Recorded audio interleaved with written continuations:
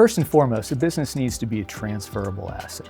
So the owner should work daily to try to make sure that its processes are documented, its managers are up to speed, so that when that owner leaves, they are able to convince the buyer that they're not going to be detrimental to the value of the firm. Hello, and welcome to another episode of It Depends, a podcast series brought to you by Hantzmon Wiebel. You know that if you've ever talked to an accountant, they've told you, well, it depends. This podcast series is for business owners, leaders, operators, accountants, or someone just wanting to learn more about the accounting industry. I'm your host, Clarissa Hoffman. We are joined by Mark Wheeler today, a partner in our advisory department. Thanks for joining us, Mark. Thank you for having me. So today we are going to talk about a calculation of value. Why is a calculation of value important? That's a great question. So calculation of value can help provide the business owners with an estimate of value. We work with the business owner to set a series of procedures and methodologies to apply to estimate the value of a business or a business interest. We document that in a series of exhibits in a very, very short report for internal purposes. This contrasts with evaluation that might go externally, like something we file for the IRS for a gift tax return or a state tax return that is 100 pages and walks the reader through everything we did. So the cost of a calculation of value is much lower, yet it provides the business owner with the information that they're looking for. In terms of what the business owner gets from a calculation of value, it's the value, but perhaps more importantly, it helps identify the risks and the weaknesses of the company that might be dragging value down. It also identifies the strength of the company that might be pushing value up. So a business owner might order a calculation of value if they're curious about what they're worth today. It might be part of an exit planning engagement where we set a baseline of value. Or as many of our clients like to do, we do an annual calculation of value so they can track value and performance over time. Thank you for that baseline information. Sure. Can you share an example of how a client has benefited from a calculation of value recently? Absolutely. And without getting into too client-specific details, we've had several owners transition their businesses to new owners in the last year. Typically, a client will reach out and they will be curious about how to proceed with retirement or selling their business. We'll start with a calculation of value, and that calculation of value will set a baseline for what they're worth today. We need to compare and contrast what that value is with what their needs are. How much will they need when they retire? It depends what their lifestyle looks like, whether they want to travel, what kind of hobbies they have. If there's a difference between what they're worth and the proceeds they need, we need to address how to increase that value. Or if there are a lot of opportunities on the table for us to improve the value and maximize those proceeds, we can do that too. So that process is an iterative work where we address both the risks of the company and the cash flow of the company. We go through a series of sprints where we pick a few things to work on. We incrementally work on those, and then we take the poll and see what the value is again. If we exceed or meet the needs of what that target value is, we can work towards a transaction. In the transaction, we can help with deal structure, transaction support, and anything the client may need. So important to not wait until the last minute, until an owner is ready to exit their business. That's exactly right. Ideally, that time frame is going to be 3 to 5 years so that we have time to address those values.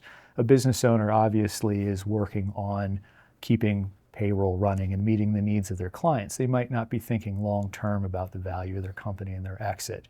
The appropriate time frame gives us enough runway to help maximize their proceeds and increase the likelihood of a successful exit.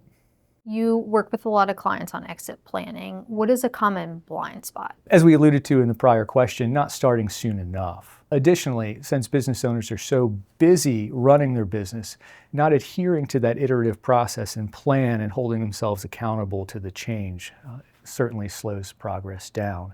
And finally, unfortunately, seeing the value in the calculation of value in consulting and advisory work, while it does have a cost, the return for value creation is much, much greater. If there's a business owner listening today who wants to develop an exit plan, what's the first thing they need to do? Great question. The first thing they really need to think about is what they need and what they want. When are they going to retire? What does that trajectory look like?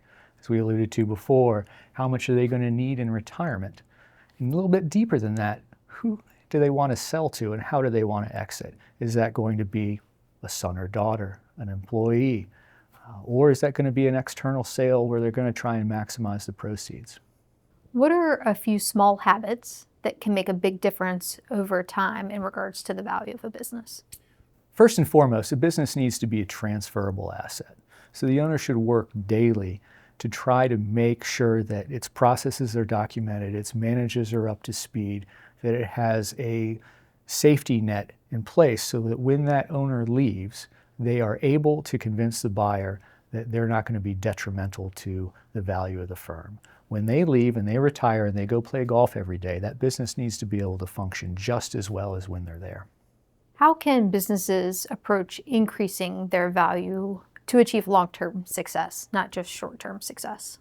Great question. Business owners should aim to both reduce risk and increase cash flow of the business.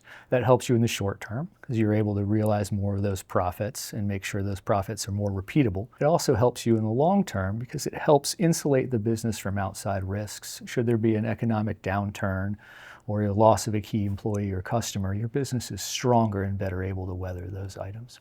At what stage should a business owner begin planning their exit? Ideally, on day one. When you get into a business, you should have a plan on how to get out.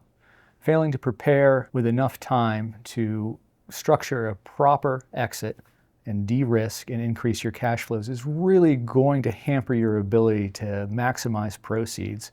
Or in worst case scenario, you don't have that transferable asset that we were talking about and you just have to shut your doors. So really getting in front of that as early as possible, ideally day one, would be best practice. If someone is feeling overwhelmed by the thought of exit planning, where do you recommend that they start? Reach out for help. Start with one small step at a time. Work with your trusted advisor to create a plan and follow it step by step. And finally, if listeners want to get help with exit planning or a calculation of value, what's their next step? Contact us here at Hantzmon Wiebel. Your team is always ready to help. We're more than happy to help brainstorm how we can help with calculations of value, offer advice, work on an exit plan, or answer any other questions that you may have. We're here for you, so please visit our website or give us a call. Thank you so much, Mark, for this valuable information. You're most welcome. I love discussing it. We love what we do here at Hantzmon Wiebel. I do have a question for you, Clarissa. Sure. What's your next topic? Well, it depends.